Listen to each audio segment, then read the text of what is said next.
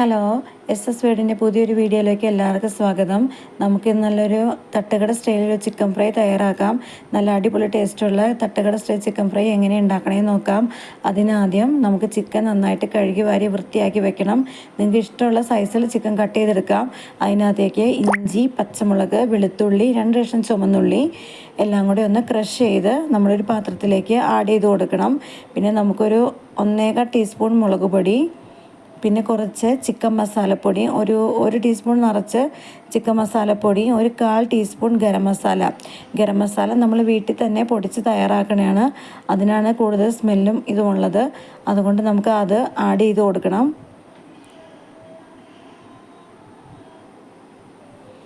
ഗരം മസാലയും കൂടി ഇട്ട് പിന്നെ അത്യാവശ്യം വേണ്ട ഉപ്പിട്ട് കൊടുക്കണം. നമുക്ക് ഈ ചിക്കനിലേക്ക് പിടിക്കാൻ പാകത്തിനുള്ള ഉപ്പ് നിങ്ങൾക്ക് ഇട്ട് കൊടുക്കാം.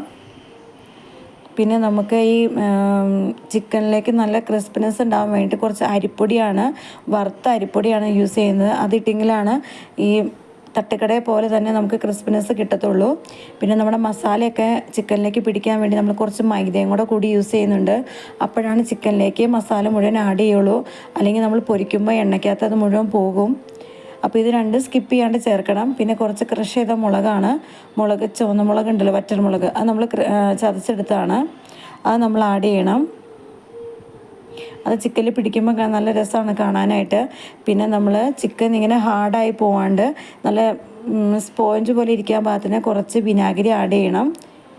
പിന്നെ കുറച്ച് കറിവേപ്പിലയും, പിന്നെ ലേശം കളറും കൂടി ഇട്ട് കൊടുക്കുന്നുണ്ട്.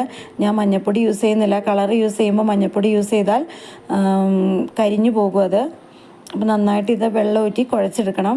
നന്നായിട്ട് കുഴച്ചതിന് ശേഷം നമ്മൾ ചിക്കൻ ആഡ് ചെയ്ത് നന്നായിട്ട് ചിക്കനിലേക്ക് ഇത് മാഗ്നേറ്റ് ചെയ്യാൻ പാകത്തിന് നന്നായിട്ട് മാഗ്നേറ്റ് ചെയ്യണം.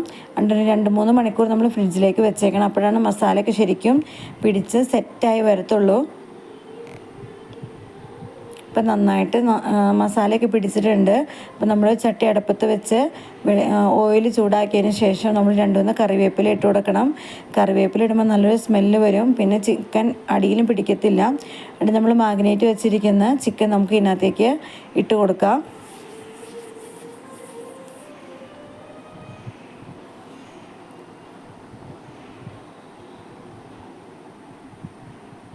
ചിക്കൻ ഒരു സൈഡ് വെന്ത് കഴിയുമ്പോൾ നമ്മൾ മറിച്ചിടണം. ഇപ്പോൾ അതിൻ്റെ ഭയങ്കര നല്ല സ്മെല്ലുമാണ്. നല്ല അടിപൊളിയായിട്ട് കിട്ടിയിട്ടുണ്ട്.